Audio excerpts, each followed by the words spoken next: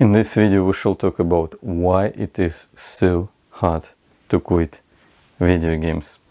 There was a point in my life when I started at school when I failed at some test or failed some home assignment, and I was so ashamed of myself.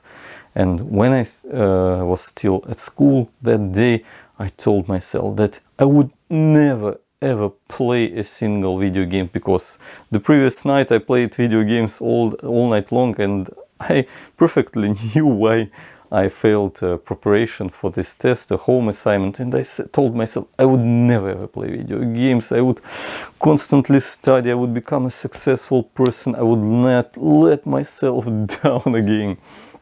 I came back home that very day.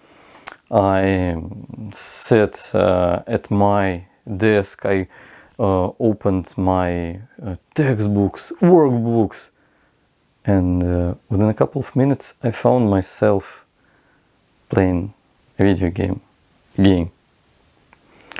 And this happened so fast, and this totally excluded any of my conscious processes. And while playing video games, I already forgot about all this shame, about all my problems in school, and it was so cool, fun, engaging, and I played all day long that day.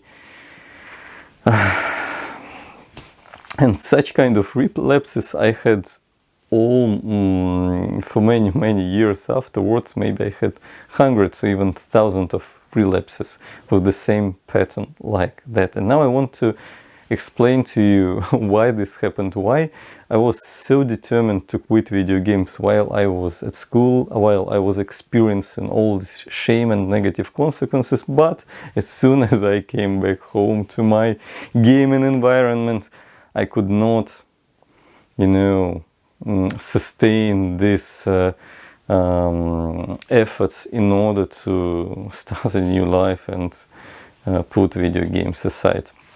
And you should know something about cues and how the learning process works. So the learning process of a human, and like actually any mammal, works in the following way. So we especially when we engage into new activities, we try something out to reach a result, but if this is something that we do for the first time, very often we fail. We try something again, then fail again.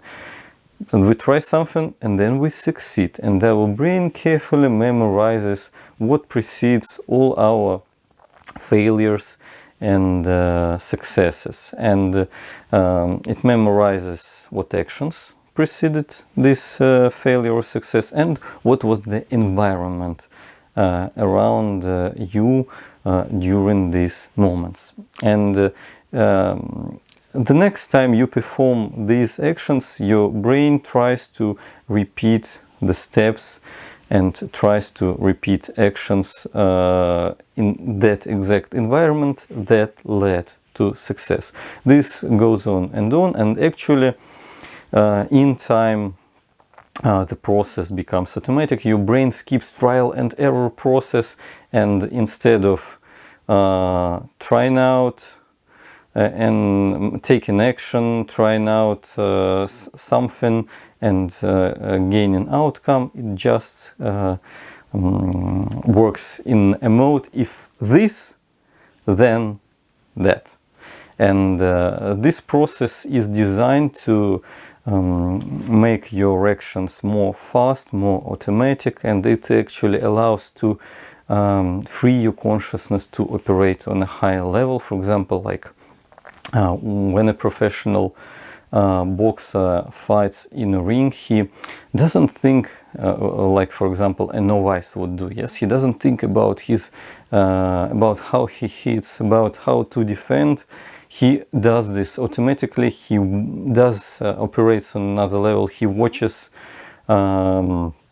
the breaches in the defense of his opponent. He watches mistakes in what he is doing, but he never thinks about how to defend or how to hit in the right way to deliver more punishment to his opponent. He does this automatically, so he operates on a much higher level than a wise would do, who would think about how to hit right, or how to defend from this particular task. This is no concern for professional boxers anymore. And this also helps all mammals during foraging to find food faster. So mammals are always scanning for food, for rewards. By the way, humans do that as well in our own environment. We also scan our environment for rewards. And when a mammal spots a reward, not a reward, but an environment or some situation that can actually give a hint that a reward is near, and these hints are called cues. So when a mammal spots a cue that tells that a reward is near, so it is all connected with the learning process. So this memory that tells you that in this particular situation, when you did this particular action, you got this reward. So a mammal spots a cue. It it is fueled with energy. It rushes towards its reward in order to be the first, and in order not let other competitors to gain this reward. So, and this is done fast, automatic, with the use of subconscious capacities of your brain, and it works with if this and that pattern. So our brain, our human brain, also scans surrounding environment for rewards. And what happens in video game is a huge reward for a human being, because it drives our hormones mad. So we gain this sweet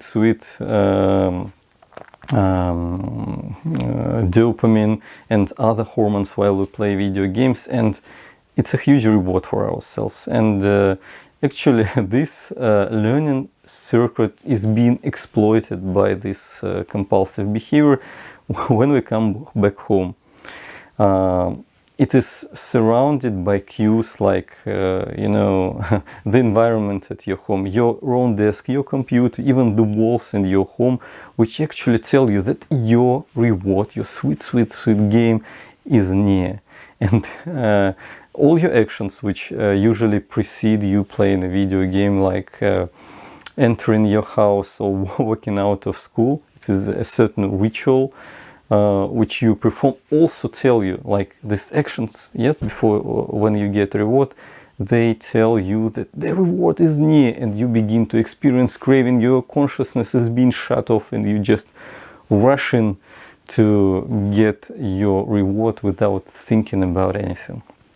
And this, of course, happens over and over again. This turns into a habit.